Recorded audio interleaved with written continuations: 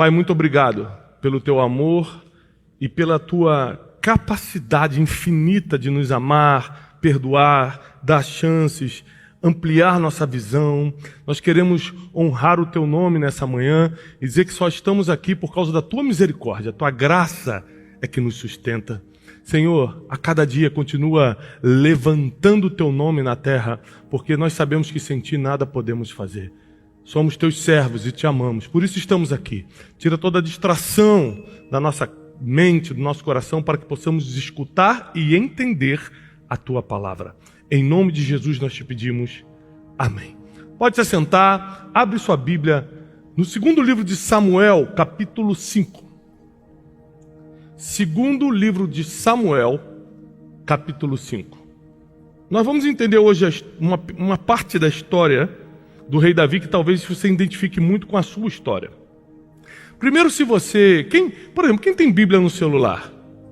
Se você vai numa Bíblia online, você digita a palavra aflição, vai aparecer um monte de versículo. No Novo e no Velho Testamento. Porque as aflições sempre fizeram parte do processo do ser humano. As aflições, em geral, a gente não consegue entender por que elas vêm, por que elas chegam. Diferente de problemas, que você sabe exatamente por que esse problema surgiu. E na maioria dos problemas você mesmo criou. Você consegue exatamente saber porque está devendo cartão de crédito, você lembra onde você foi, onde você gastou, não é isso? Pode ser um problema hoje, mas você lembra que você criou, sim ou não? As aflições têm um perfil diferente. Aflições têm um perfil espiritual. Às vezes você nem entende por que está passando aquilo. A aflição, ela dá um aperto no peito, que tem pessoas que pensam até em desistir de tudo por causa do tamanho da aflição. E aí se você vai e joga aí na sua Bíblia online, por exemplo, vai ver diversos versículos sobre a aflição. Vou ler alguns para vocês. Salmos 34, 19. Muitas são as aflições do justo.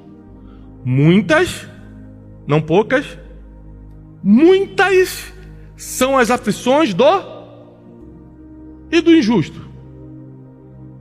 Só o justo tem aflição? Hoje você vai entender a função da aflição na sua vida.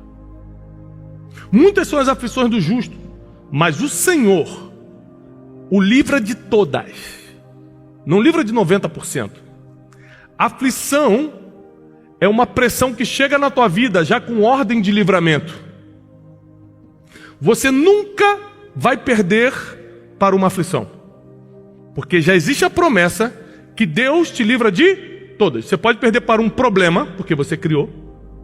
Voltando ao assunto do cartão de crédito. Se você estourou teu cartão de crédito e não pagar, o problema está instalado. E se você não resolver o problema, vai virar uma confusão. E aí, se você não resolver, não resolveu, e que pague o preço na justiça. Mas as aflições são permissões, são pressões espirituais que travam o nosso emocional, que travam o nosso sentimento. Essas aflições, junto com elas, já veio o livramento. Salmos 132, 1. Lembra-te, Senhor, de Davi e de todas as suas aflições. Lembra-te, Senhor, de Davi. O próprio salmista Davi, o rei Davi, escreve assim: lembra-te de mim e de todas as minhas aflições. Davi era rico? Muito. A Bíblia diz que a sua riqueza, ele doou, para construir o templo, que ele doou de ouro. Poucos bilionários no mundo hoje têm em dinheiro o que ele doou de ouro para o templo. Salomão foi o homem mais rico que já existiu, porque herdou metade do pai e depois ele foi só multiplicando por sua sabedoria. Davi era muito rico. Davi era um homem segundo o coração de Deus? Então quer dizer que ele entendia mais de Deus do que a gente, é isso? Então ele era rico, homem de Deus. Davi era honrado no seu país, na sua nação? O rei mais honrado e mais temido. E ainda assim, quando ele ora, ele fala: livra-me de todas as minhas aflições. Aflição não é para pobre. Aflição não é para quem tem pele escura. A gente aqui. Aflição não é para quem não teve chance na vida. Aflição é para o justo. A aflição é para o justo. Então, se você busca a justiça, se você vive uma vida com Deus, você é alvo das aflições. E por que as aflições chegam na nossa vida? E por que Deus permite essas aflições na nossa vida? Primeiro motivo, tudo, por exemplo, na medicina, o que está estável, você pega aquela linha daquele marcador do coração, quanto mais está para cima e para baixo, mais vivo você está. Quando ela fica reta, quando está estável, você morreu. Na vida, sem altos e baixos, a gente morre, pelo menos emocionalmente. A vida perde a graça. Tudo está bem, tudo está ótimo, você já sabe tudo que vai acontecer. É por isso que a depressão atinge muito mais a classe alta do que a classe baixa. Hoje em dia a depressão entrou em tudo quanto é classe, não tem mais divisão de classe, mas em termos de porcentagem, classe alta. Suicídio. Vou tirar a própria vida, não estou aguentando mais. Qual reportagem você lembra? Matou-se na favela nesta manhã, o trabalhador fulano de tal, papá. Já viu essa reportagem alguma vez? Sim ou não, gente? Não viu. E condomínio de luxo, apartamento de luxo. O empresário tal deu um tiro na cabeça, se jogou do prédio. Sim ou não? Nós precisamos entender que quanto mais estável fica, mais problema aqui acontece. Deus, sabendo como funciona o ser humano, Ele prepara a sua vida para ser de altos e baixos, para que todo dia você tenha um sentimento novo de vida. Então, num dia você está orando por uma coisa, outro dia você está orando por outra. Num dia você está precisando correr atrás de uma coisa, outro dia você está correndo atrás de outra. E é isso que faz a gente. Vou continuar, vou ser melhor do que ontem. Eu vou orar todo dia. Eu estou feliz, já venci, tive uma derrota. Tenho com quem chorar, meus amigos. Vou chorar. No dia da angústia nasce o irmão. Puxa, reconheço o valor da minha família, porque quando eu estava mal, quando eu quebrei, quem ficou do meu lado foi minha família. Todo mundo foi embora, minha família ficou. Aí eu vou reconhecer mais minha família. Então Deus sabe a necessidade que o ser humano, principalmente o justo, tem de passar por aflições. É que a gente odeia processos. A gente odeia a dor. É entendível, mas é necessário. Só que a aflição é como a dor do parto. Quantas mulheres aqui já tiveram filho? Eu acompanhei os 4 partos. Nós temos 4 filhos, Janine e eu. Os 4 eu acompanhei. Dentro da sala. Desmaiei, mas acompanhei. Teve uma que a médica falou, vem pai, vem ver daqui. Eu estava quietinho do outro lado.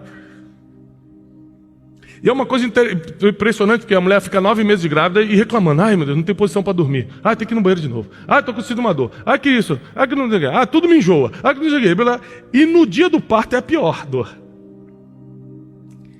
Aí vem a pior dor, a dor do parto. Quando o bebê sai e vem para o braço da mãe, a partir daquele momento, tudo que ela passou na gravidez e a dor do parto, deleta da cabeça dela. É impressionante. Agora tudo é alegria. Meu Deus, é muito lindo. Ah, não sei o que, tem que trocar 500 fraldas por dia, não tem problema, ele é lindo demais. Esqueceu da dor. As aflições são como as dores de parto. Dói só na hora, depois você nunca mais lembra. Se lembrasse, não ia querer ter outro filho. A gente está no quarto é porque não doeu tanto assim. Aliás, eu falei, Janine, vamos parar. Porque já não tem carro que caiba todo mundo, a gente está olhando as Kombis assim, falei, essa Kombi está bonita, hein? E agora, nós vamos entender na história de Davi, já que ele pede, Senhor, me livra dessas aflições, e por que Deus não livrava o homem segundo o coração dele das aflições? Tem uma passagem de Davi em Salmos que ele está tão desesperado que ele fala assim, ah Deus, eu queria ter asas como a pomba para poder voar para o deserto e desaparecer. Olha o nível de desespero que você tem que estar para falar, Deus, eu quero desaparecer. Não quero ficar mais aqui não. Davi estava cheio de aflições. E ele não entendia por que passava aquilo. Tanto que ele pedia para Deus, me livra disso. E por que Deus não livrava? Ele teve aflição até os últimos dias. Porque Deus não é que não livrava, não tirava antes do tempo. Porque a aflição sempre acabava, mas depois começava outra. Porque é assim que nós nos mantemos vivos. E principalmente, o nosso destino ele é treinado pelas aflições, e eu quero te provar na história de Davi. Segundo livro de Samuel, capítulo 5, a partir do versículo 1, diz assim: representantes de todas as tribos de Israel foram dizer a Davi em Hebrom: somos sangue do teu sangue. No passado, mesmo quando Saul era rei, eras tu quem liderava Israel em suas batalhas. E o Senhor te disse: você vai pastorear Israel, o meu povo, e será o seu governante. Então todas as autoridades de Israel foram ao encontro do rei Davi em Hebrom, e o rei fez um acordo com eles em Hebrom perante o Senhor, e eles ungiram Davi rei de Israel. O que isso tem a ver com a aflição? Já parou para pensar? É porque aqui eles deram 2 motivos pelo qual Davi foi escolhido para ser rei de Israel. Eles começam dizendo: olha, você é sangue do nosso sangue, ou seja, você é hebreu, você é judeu, então você está apto para ser rei, que é o ponto básico. Se você não é do nosso povo, você não pode ser. Eu tenho uma filha americana, Jasmine americana, e quando a gente foi pegar o passaporte americano dela, a mulher brincando falou assim: com esse passaporte ela pode ser presidente dos Estados Unidos um dia. O que isso quer dizer? Que existem regras básicas que são para todo mundo. Não importa sua cor de pele, não importa sua religião, não importa nada. Se você tem esse passaporte, você pode chegar a ser presidente dessa nação. Ok? Mas existem outras regras específicas que não são para todo mundo. E eles continuam falando: na época que Saul era rei, você, Davi, é quem liderava o exército. Então, ponto número 1, que não cabia a todo mundo, mas Davi se encaixava. Ele era guerreiro, já conhecido e reconhecido em Israel. E por que ele era reconhecido? Vamos estudar a história. Porque ele liderava o exército de Saul, lembra? E por que ele liderava o exército de Saul? Vamos para a história.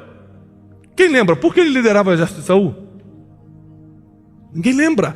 Porque ele já tinha matado um gigante. E quando ele matou aquele gigante, Saul falou assim: você que vai fazer as entradas militares. Então presta atenção. O homem que um dia o perseguiu para o matar foi o homem que deu a chance dele ser visto em Israel. Até quem te persegue tem um propósito no teu destino. Saul, mesmo sendo o futuro perseguidor de Davi, foi o homem que deu a chance dele ser visto. E essa visibilidade de Davi como guerreiro foi um dos 2 motivos pelo qual ele foi escolhido pelas autoridades de Israel para ser o rei daquele povo. E por que ele foi escolhido para liderar o exército daquela época? Porque ele tinha matado o gigante. E por que ele matou o gigante? Porque ele obedeceu o pai, que mandou levar pão e queijo. E quando chegou, viu que todo o exército estava com medo, mas ele não estava. E por que ele não estava com medo? Porque ele era super espiritual? Não, porque a Bíblia diz que ele já tinha matado um urso e um leão. Ele tinha prática em matar coisas difíceis. E por que ele tinha matado um urso e um leão? Vamos para a história. Porque a Bíblia diz que ele era o filho mais novo, então ele ficava com um trabalho mais pesado, e botaram ele para ser um pastorzinho de ovelhas. Só que ele levava o trabalho tão a sério, que quando o urso num dia, o leão em outro dia tentaram pegar as ovelhas, ele não permitiu e matou o urso e o leão. Então, se você vai estudar como a oportunidade chegou, você vai ter que estudar a história toda do ser humano. É por isso que Deus permite certas aflições, para ir criando a sua história, que um dia vai te colocar no palco certo. Se ele não tivesse enfrentado a aflição do urso e do leão, ele não estaria preparado para um dia derrotar o gigante. Se ele não tivesse suportado a aflição de um gigante, que covardia, ele pequenininho, novinho contra o gigante, que covardia! Covardia nos teus olhos, aos olhos de Deus, é a oportunidade para o próximo nível, para a próxima estação na sua vida. E porque ele foi fiel naquela oportunidade, ele agora virou o cara que fazia as entradas militares em Israel. E por causa disso o povo começou a olhar e falou: nossa, esse cara é diferente. Ele só ficou conhecido em Israel quando começou a fazer as entradas militares. mas Deus o conhecia quando ele ainda estava no ventre da mãe. Tem pessoas que vão te ver hoje e vão falar: nossa, do nada apareceu. Deus já sabia desde o ventre os processos e aflições que você iria atravessar para hoje, do nada, aparecer. E o versículo continua de 2 Samuel, olha o que diz. Quando Saul era rei, você que fazia as entradas em Israel, e o Senhor te disse: você vai pastorear Israel, e do meu povo serás governante. Espera aí. Deus disse para ele o quê? Você vai pastorear Israel. Naquela época, Israel estava precisando de duas coisas: um guia e um guerreiro. Saul tinha morrido, o filho de Saul tinha sido assassinado, cortaram a cabeça dele, estava sem um guia. Israel precisava de um pastor. Israel não estava precisando mais de um político. Israel precisava se reconectar com Deus. Estava precisando de um pastor. Mas também precisava de um guerreiro, porque nessa época os jebuseus que moravam em Jebus, que se transformou em Jerusalém, estavam avançando muito, era uma ameaça para o povo de Israel. E o único que preenchia os requisitos que a nação precisava naquele momento era Davi, porque ele tanto era pastor quanto era guerreiro. Então, quando ele estava lá nas ovelhinhas, cuidando das ovelhinhas, ele podia achar um trabalho indigno, mas mal sabia ele que Deus dá pistas de destino. E na verdade ele estava sendo treinado para um dia pastorear não ovelhas, mas pastorear uma nação. Igual a Pedro, que passou a vida toda pescando peixe, e quando Jesus o chama e fala: Pedro, eu te convido hoje para pescar homens. Ou seja, Davi para de pastorear ovelhas e vai pastorear Israel. Pedro para de pescar peixe e vai pescar homens. Todo o teu passado te deu experiência para você viver o novo que Deus está enviando para a sua vida. Então, se você não passasse pelas aflições, mas foi muito difícil ficar pescando de madrugada peixe, mas é com esse conhecimento que você adquiriu na aflição, no trabalho pesado, que Deus vai te dar a capacidade, que Deus vai te dar a confiança de aceitar o próximo nível que Ele está trazendo. E Davi se sentia preparado para ser rei, não porque ele fez a escola de governantes, mas porque a vida o preparou através das aflições. Então ele não tinha nem medo de gigante, nem medo de inimigo, nem medo de nada. Porque tudo que ele passou na vida dele, desde a infância e adolescência, fez com que ele entendesse que nada é impossível para Deus.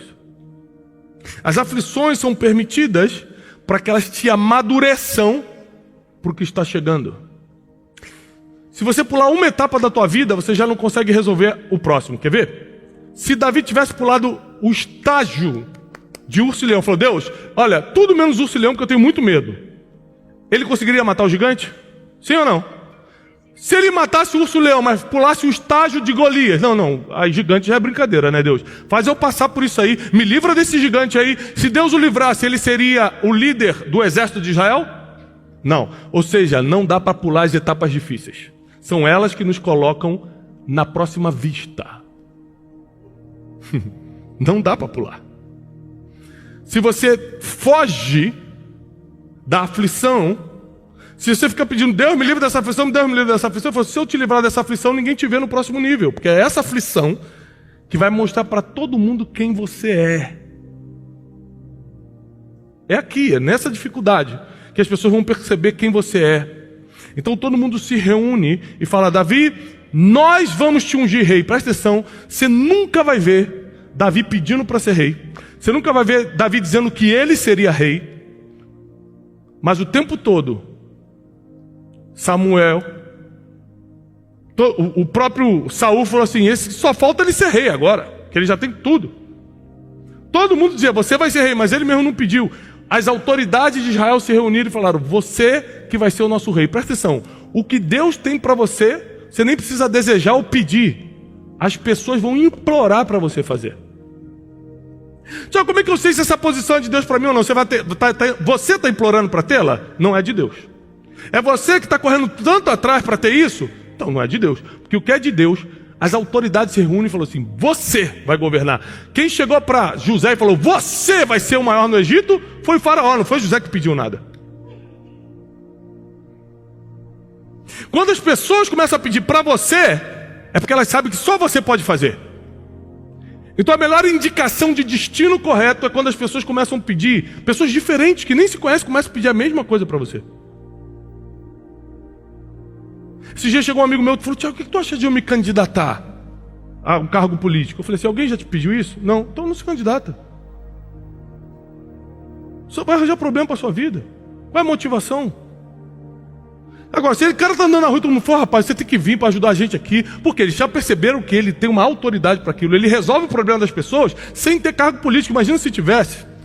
As pessoas começam a pedir. Ninguém te pediu nada e você quer fazer? Tem algo errado.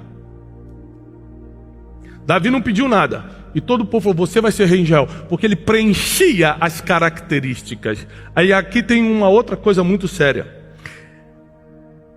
As autoridades de Israel falam para ele assim: e Deus te disse, você vai pastorear Israel, o meu povo, e será o governante deles. Você que entende da Bíblia, onde é que Deus diz isso para Davi? Porque quando Samuel vai na casa de Davi, ele o unge sem dizer o porquê é. Você tem que lembrar que a gente, 3.000 anos depois, sabe que Samuel estava ungindo Davi para ser rei. Mas Davi não sabia, porque Samuel nunca falou por que foi lá. Mas todo o povo comentava que Deus tinha falado para Davi que ele seria pastor de Israel. Ou seja, quando Deus quer espalhar uma notícia sobre você, Ele nem fala com você, Ele fala com os outros. Todo mundo começa a falar assim: Deus tem um propósito na tua vida. Eu falei: eu? Olha, você vai... Rapaz, eu lembro de um membro da nossa igreja, a Rogéria, quando eu era jovem. Rogério e o Agenor, era um casal lá da igreja.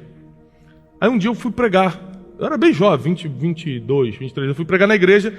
Era uma garagem, devia ter umas 9 pessoas no culto. Eu levantava a porta daquela garagem, eu pregava domingo de manhã. E aí eu e Janine, eu era recém-casado nessa época com a Janine. Ou seja, fazem 17 anos atrás isso.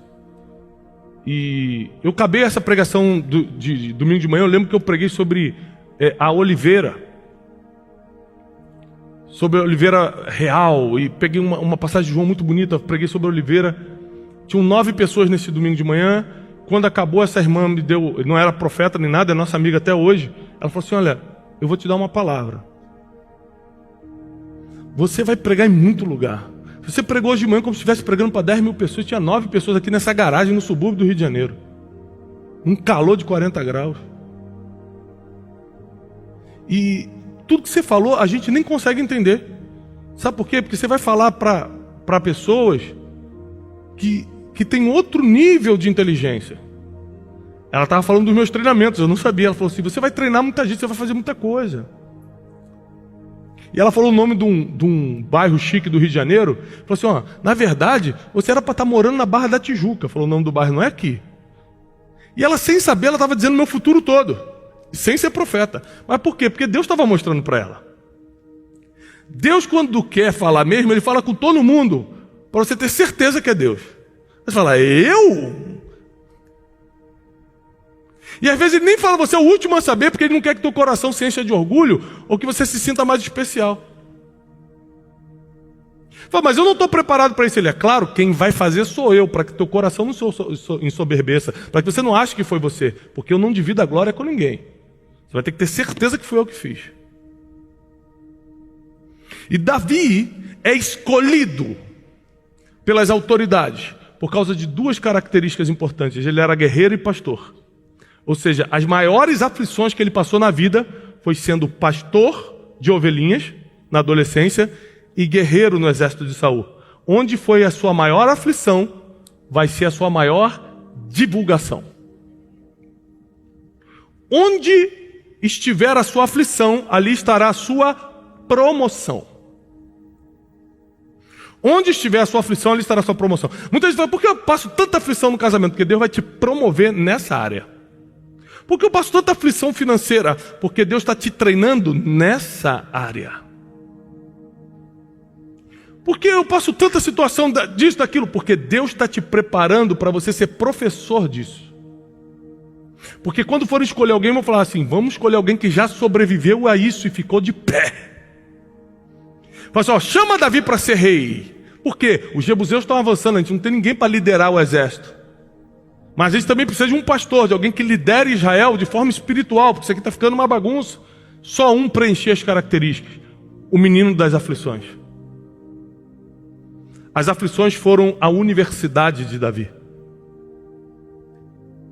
As aflições foram a escola, o treinamento, o que manteve Davi vivo até o fim. Nunca mais reclame das aflições, porque jamais uma aflição vai te derrubar, porque Deus te livra de todas. Mas quando você perceber que está numa aflição, comece a falar, Deus, o que eu preciso aprender com isso? Porque nenhuma aflição vem sem motivo. Nenhuma aflição chega na tua vida sem propósito. Tudo que eu passei na minha vida, se eu tivesse pulado aquelas aflições, eu não estaria aqui hoje. Eu fico lembrando, né? Pô, meu pai era pastor da igreja, e uma igreja muito pequena, e ele inventava umas coisas do tipo, vamos fazer uma reunião de oração 5 horas da manhã na igreja. Eu falei, pai, domingo só vai 9 pessoas. Na reunião de oração de 5 horas da manhã vai quem? Aí meu pai, vamos começar 3 meses orando 5 horas da manhã. Você que vai liderar, Thiago. Eu? Ainda vai sobrar para mim. E eu 3 meses, acordava 4h30, saía de casa andando, andava uns 2 quilômetros até a igreja, abria a porta da garagem, ficava lá. Eu sempre ia um bêbado que ficava na esquina, sério, que uma vez entrou pelado na igreja. Eu falei, irmão, você precisa botar uma roupa. Entrou pelado na igreja o bêbado, 5 horas da manhã. Eu não sabia que isso que eu fazia com raiva, meu pai me fazendo acordar 4h30 da manhã, isso porque eu sou filho, hein? Imagina se eu fosse sobrinho, o que ele estaria fazendo. Era um treinamento para o meu destino. Essa aflição era um treinamento. Foi ali que eu fui aprendendo a pregar, a falar em público. Eu nunca imaginei que hoje eu estaria falando para milhões de pessoas, nunca nem passou na minha cabeça. Mas eu estava num treinamento sem saber o que eu chamava de aflição. Deus falava, não, meu filho, é escola. É pista do seu destino, é isso que você vai fazer a vida toda. Só que você não vai mais pescar peixe, agora você vai pescar homens. Só que agora você não vai mais pastorear ovelhas, você vai pastorear uma nação. Deus pega aquilo que Ele te ensinou desde a juventude e usa essa habilidade para fazer o propósito, para cumprir o propósito dele na tua vida. Por isso que tudo que você passou, Deus não só te livrou, por isso você está aqui, senão você nem estaria aqui. Deus não só te livrou, como fez você aprender. Muitas serão as aflições dos justos, mas tem de bom ânimo. Eu venci o mundo. Quando as aflições vierem, lembre-se que Deus já venceu cada uma delas. É por isso que nesse mundo é muito difícil viver sem Deus. Porque como é que você vai ser uma pessoa justa? Pô, uma pessoa que se diz justa, tecnicamente não precisa ser religiosa, né? Dá para cumprir muita coisa da justiça sem ser religiosa. O problema é que você, sendo justo, sem acreditar em Deus ou sem servir a Deus, você vai atrair a guerra dos justos para a sua vida. E aí você não vai ter força para lutar uma guerra espiritual. É por isso que todo justo precisa ser justificado também. Ou seja, passar pela justificação divina. O sangue de Jesus tem que te lavar. Deus precisa perdoar seus pecados. E Ele tem que lutar por você. Porque senão você vai lutar a luta da justiça sem revestimento espiritual, vai perder. Pelo motivo certo, na briga certa, mas com as ferramentas erradas, com as armas erradas. Deus te trouxe aqui nessa manhã porque existe um propósito.